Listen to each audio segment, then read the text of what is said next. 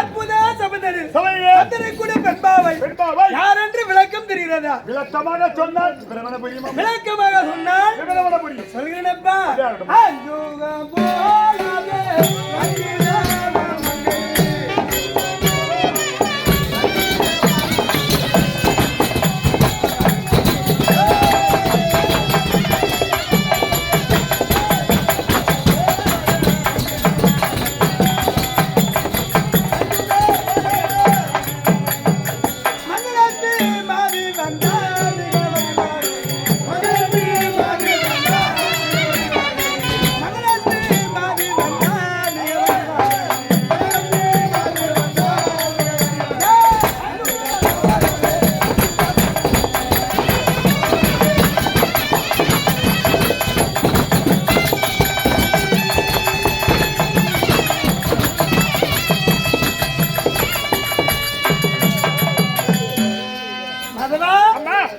இப்போது யாரென்று தெரிந்ததா?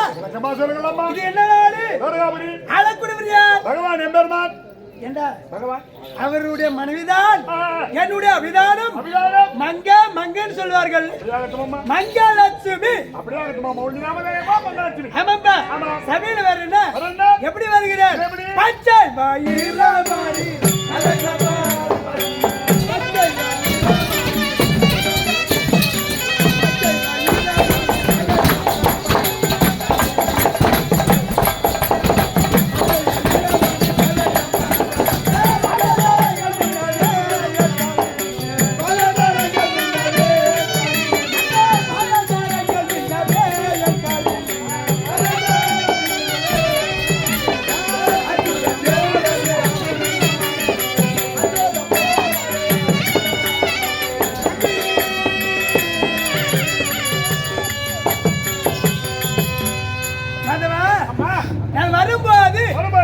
இந்த சபையானது எப்படி இருக்கிறது?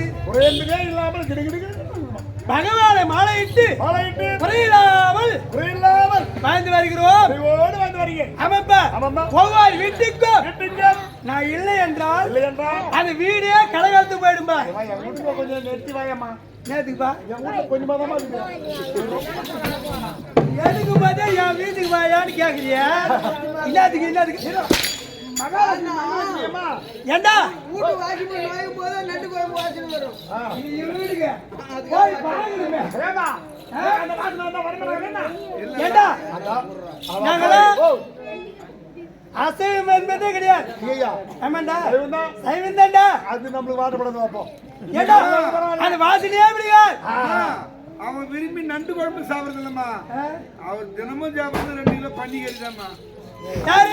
உங்க கதை விடு. ஆமா ஒவ்வொரு வீட்டுக்கும் இடம் மங்களகரமா இருக்கணும், என் வீட்டுக்கு இருக்கணும் அப்படின்னு எல்லாரும் சொல்லுவாங்க. ஏன்னா நான் ஒரு ஆள் இல்லைன்னா அந்த வீட்டிற்கு ஒண்ணுமே கிடையாது. ஆமாப்பா. அப்படிலாம் இருந்தாலும் பகவானை மாலையிட்டு ஒரே ஒரு பெண்ணு தான்பா.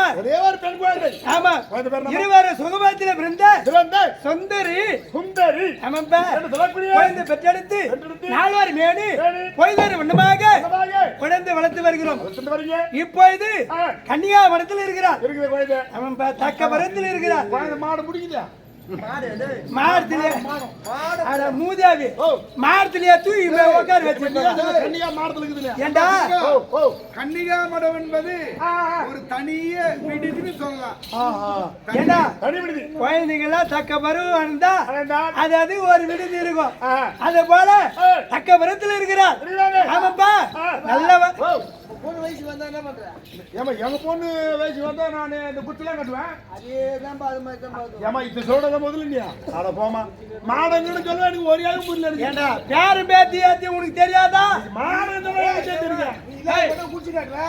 இருக்கு பட்டவும் அது அரண்மனைக்குறாங்க. ஆமாப்பா தனி விடுது.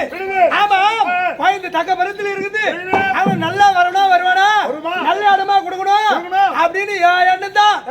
ஏண்டா தினமும் பெரிய அடி வருமோ சின்ன அடி வருமோ மாப்பிள்ளை குட்டியா இருப்பாரு பணக்காரா இருப்பாரு மாப்பிள்ளை சிவப்பா இருப்பாரு கருப்பா இருப்பாரு இதே வச்சிருந்தா ஏண்டா நல்ல மாப்பிள்ளையா கொடுக்கணும் நல்ல பணக்காரி ஆடுமா கொடுத்துடணும்.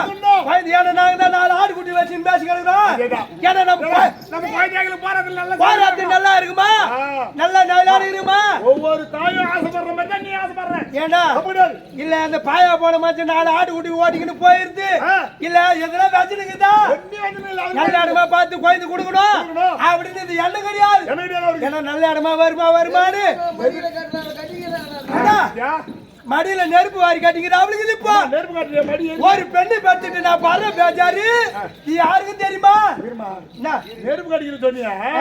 நெருப்பு காட்டினாக்க துணி அடிச்சு விடாதே. ஏண்டா ஒரு வைத்தியத்தில் சொல்றதுல மூஞ்சி அடி. பேச்சு பறக்கல சரி சரி. அது போல குழந்தையும் ஓ, நெருப்பு மாரி அது போல பாத்துக்கிறேன். ஆமாண்டா சரி விடு. இதெல்லாம் நல்லா இடமா அந்த நான் பயம் வந்து தெரியுமா சரி, அவருக்கு எனக்கு தெரிய போகுது. ஏண்டா எனக்கு வாய் தோன்ற உனக்கு தான் தெரியுமா எனக்கு ஏமா ஏட்ல இருக்கிறதுலாம் சொல்ல வேண்டியதானே சரி ஆமா நீ ஓடி ஓடி வர என்னாச்சு பகவான் தான் அப்படி உத்தரவு.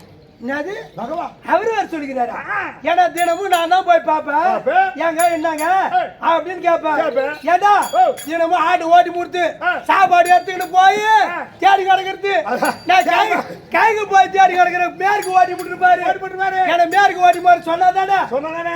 போதுக்கு சுத்திவிட்டு சாப்பாடு எடுத்து போய் 4 மணிக்கு கொடுக்குறது ஆமா. ஏண்டா சுத்துனாங்க பல நேரத்துக்கு ஓட்டி போற ஆடு வாங்க அப்படின்னு சொன்னாதானே கொண்டு போனானே. ஏண்டா இப்படியே நடந்துக்குது சரி என்ன விஷயம் உனக்கு தெரியுமா சரி, தெரியாது. தெரியாது தெரியாது. சரி போய் பார்க்கலாம்